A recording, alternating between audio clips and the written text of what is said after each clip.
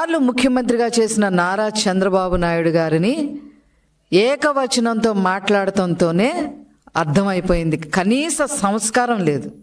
మాట్లాడితే నారా చంద్రబాబు నాయుడు గారిని, మా ప్రభుత్వాన్ని చంద్రముఖితో పోలుస్తూ ఉన్నారు జగన్మోహన్ రెడ్డి. మీరు తెలుసుకోవాల్సింది ఏంటి అంటే, మీరు చంద్రముఖిగా 2019 నుంచి 2024 వరకు ప్రవర్తించి రాష్ట్రాన్ని అల్లకల్లోలం చేస్తే ప్రతి ఓటరు ఈ ఆంధ్ర రాష్ట్రంలో ఒక రజనీకాంత్ అయ్యి మీ మాడు పగలగొట్టారనే విషయం మీరు తెలుసుకోవాలి.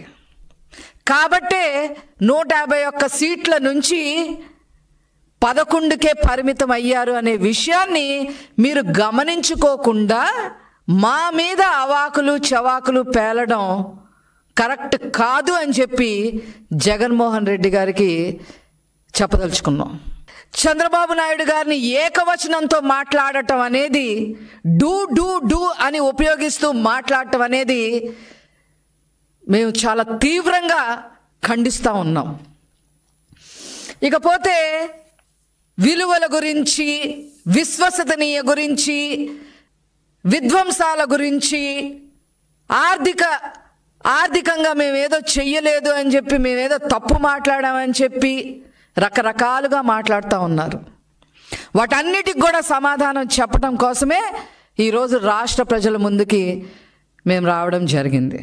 ఒక రకంగా చెప్పాలి అని అంటే, మొదట మాట్లాడితే ఆర్థిక ఉగ్రవాది అయిన ఈ జగన్మోహన్ రెడ్డి ఆర్థిక వ్యవస్థ గురించి మాట్లాడటం చాలా విడ్డూరంగా ఉంది అని చెప్పి ఈ సందర్భంగా తెలియజేస్తా ఉన్నాం. లక్షల కోట్లు లూటీ చేసి 31 క్రిమినల్ కేసులు నెత్తి మీద పెట్టుకొని దేనికి కూడా ప్రజలకి సమాధానం చెప్పే పరిస్థితుల్లో ఉండి ఇతను విశ్వసనీయత గురించి, విలువల గురించి మాట్లాడటం చాలా ఆక్షేపణీయంగా ఉంది అని చెప్పి ఈ సందర్భంగా నేను తెలియజేస్తా ఉన్నాను. అదేవిధంగా అతను అబద్ధాలు చెబుతా, అతను పచ్చి అబద్ధాలు చెప్పే ప్రయత్నం చేసి ప్రజల మీద ఈ అబద్ధాలని నిజాలుగా నమ్మబలికించాలి అనే ఉద్దేశంతో దాదాపు గంట పైన కంఠశోష అబద్ధాల మీద అబద్ధాలు చెప్పాడనే విషయం అతను గమనించుకోవాలి. మేము అబద్ధాలు చెప్పే ప్రభుత్వమే కాదు, మరి చెప్పే పార్టీయే కాదు, అబద్ధాలు చెప్పే పార్టీయే కాదు, అది మీరు గమనించుకోవాలి. మాట్లాడితే మీడియాని దొంగల ముఠా అని చెప్పి ఈటీవీ, TV5, ABN అట్లాగా కొన్ని ఛానల్స్ని పట్టుకొని దొంగల ముఠా అని చెప్పి మాట్లాడుతూ ఉన్నాడు. నీకన్నా దొంగల ముఠా అసలు ఎవరున్నారయ్యా ఈ రాష్ట్రంలో? ఎవరున్నారు? 90% ఆర్థిక నేరస్తుల్ని, డౌరీ కేసుల్లో ఉన్నోళ్ళని, ప్రేమించి పెళ్లాడతానని చెప్పి వాళ్ళని హత్యలు చేసిన వాళ్ళని, ఇలాంటి వాళ్ళకి ఎమ్మెల్యేలు, MP సీట్లు ఇచ్చిన మీరు దొంగల ముఠా, ఆ ముఠా, ఈ ముఠా అని చెప్తా ఉంటే ప్రజలు నవ్విపోతున్నారనే విషయం మీరు గమనించుకోవాలని చెప్పి ఈ సందర్భంగా నేను తెలియజేస్తా ఉన్నా. ఒకటే చెప్పదలుచుకున్నా నేను, మీరు నాశనం చేసిన, విధ్వంసం చేసిన అమరావతి, ఈరోజు అమరావతి నిర్మాణం వేగవంతం చేశారు నారా చంద్రబాబు నాయుడు గారు.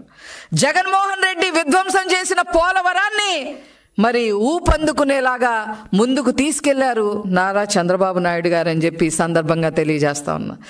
జగన్మోహన్ రెడ్డి ఒక్క ఉద్యోగం కూడా ఇవ్వకపోతే ఈనాడు నారా చంద్రబాబు నాయుడు గారు 20 లక్షల ఉద్యోగాలకి ఇవ్వటం కోసం అడుగులు ముందుకు వేశారు. 90% ముందుకు వేశారు. మొన్న దావోస్తో అది తేలిపోయిందనే విషయం జగన్మోహన్ రెడ్డి గమనించుకోవాలి. మీరు విధ్వంసం చేసిన, నాశనం చేసిన సంక్షేమ కార్యక్రమాలన్నీ మళ్ళీ గాడిలో పెట్టింది నారా చంద్రబాబు నాయుడు గారు.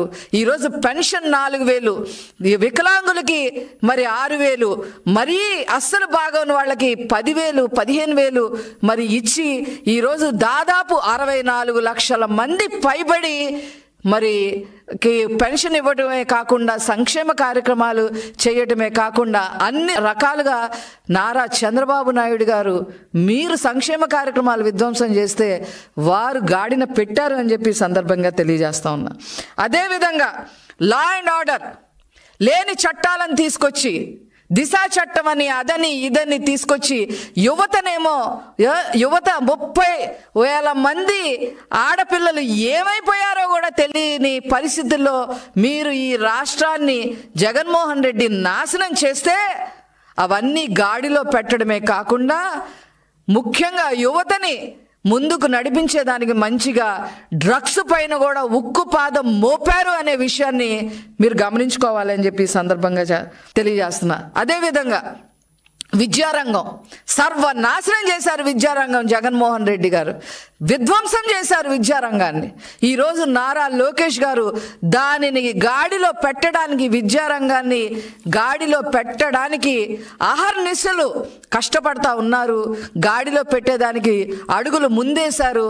ఇప్పటికే అన్ని విధానపరమైన నిర్ణయాలు 80% తీసుకొని గాడిలో పెట్టడం జరిగింది అని చెప్పి ఈ సందర్భంగా నేను తెలియజేస్తా ఉన్నా.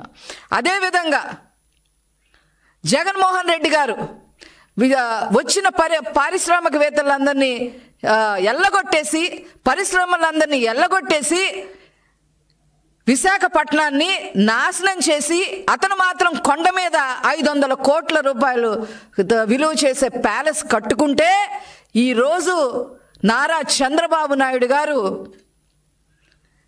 ఏకంగా ప్రధానమంత్రి గారిని మరి విశాఖపట్నం తీసుకొచ్చి 2 లక్షల కోట్ల పైన పెట్టుబడులకి శంకుస్థాపన చేయించిన విషయం జగన్మోహన్ రెడ్డి గుర్తుపెట్టుకోవాలి అని చెప్పి ఈ సందర్భంగా తెలియజేస్తా ఉన్నా.